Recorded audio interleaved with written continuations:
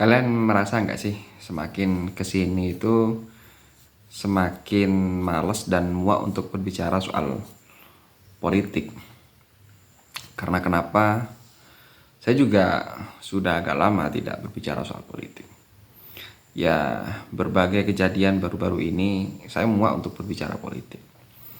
Ketika kekuasaan sudah tidak terkendali, terus kemudian oposisi melemah, sipil ketika berbicara itu sepertinya sudah tidak ada gunanya. Kritik itu ya hanya sebatas angin belaka. Tapi eh, harapan saya oposisi untuk selanjutnya itu bisa lebih kuat. Tidak lantas kemudian semuanya berkumpul di kekuasaan. Karena kekuasaan yang absolut itu akan melahirkan pemerintahan yang korup.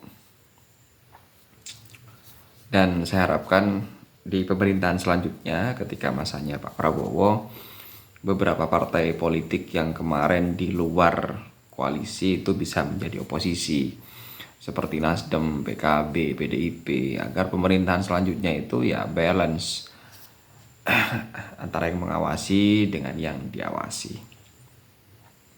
Dan harapan saya juga gini, ya walaupun ini memang tidak baik ya, balas dendam itu tidak baik, tapi saya harapkan ada kebiasaan melakukan balas dendam di politik. Tapi balas dendamnya memang bagi mereka yang menggunakan kekuasaannya untuk yang keliru gitu. Misalkan gini, kita tahulah bahwa dulu Pak Jokowi ini kader PDIP, terus kemudian dia menyeberang arah, Gibran anaknya maju sebagai cawapres, tidak diusung oleh PDIP. PDIP mengusung calon lain, Ganjar dengan Pak Mahfud, kalah, dia dikhianati lah. Terus kemudian Pak Jokowi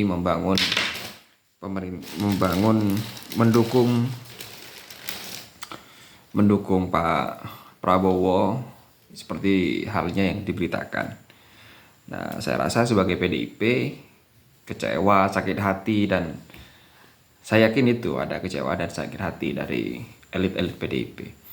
Dan saya yakin kekuasaan itu adalah candu. Karena dengan kekuasaan itu bisa melakukan apa saja. Dan tidak menutup kemungkinan mereka yang sudah duduk di kekuasaan itu akan berbuat hal-hal yang menguntungkan pribadinya atau golongannya. Ya, meski ada yang tidak, tapi dominan demikian. Nah, ketika itu dilakukan, maka ini politik balas dendam itu ya harus dilakukan dengan serius. Misalkan ketika nanti Gibran sudah mengkhianati PDIP, mereka sudah berkuasa, Kaisang nanti bakalan jadi gubernur, sudah berkuasa, PDIP kan sakit hati nih. Nah, ketika nanti setelah selesai pilpres PDIP berkuasa, maka PDIP punya kewajiban untuk melakukan balas dendam. Balas dendamnya apa? Segala kesalahan yang dilakukan oleh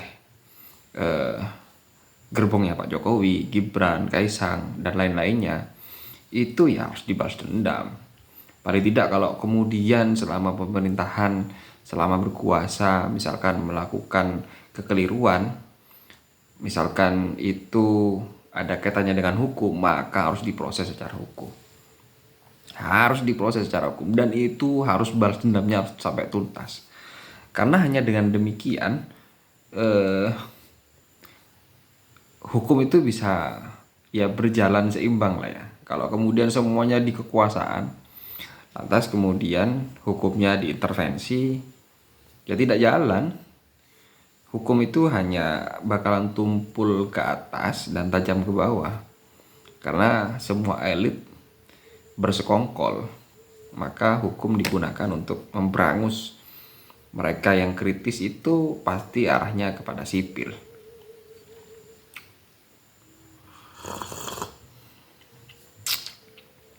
Sebetulnya saya malas untuk berbicara soal politik tingkat nasional gitu ya. Selain malas, muak, juga ada muncul kekhawatiran dengan hadirnya undang-undang ITE dan beragam aturan lainnya yang itu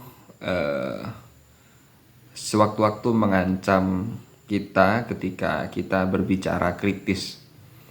Itu mengancam suara kita. Sewaktu-waktu bisa saja itu kita terpeleset lidah terus kemudian menjerumuskan kita ke pidana. Ya, kita tidak mau lah hal semacam itu karena persoalan kritik. Kemudian kita sampai di pidana ya kan. Mending ya bentuk kritiknya itu kalau memang sudah muak, acuh saja sudah. Acuh ya, buat saja gerakan secara pribadi, misalkan golongan putih golput ketika pemilu, terus kemudian gerakan tidak bayar pajak sebagai wujud protes ya, dan lain sebagainya lah. Ya masing-masing punya pendapat yang berbeda-beda cara gerakannya atau cara protesnya kepada pemerintah. Ya itu saja sih. Ini mungkin terlihat lebih semacam curhat ya daripada kritik atau ngomong soal politik.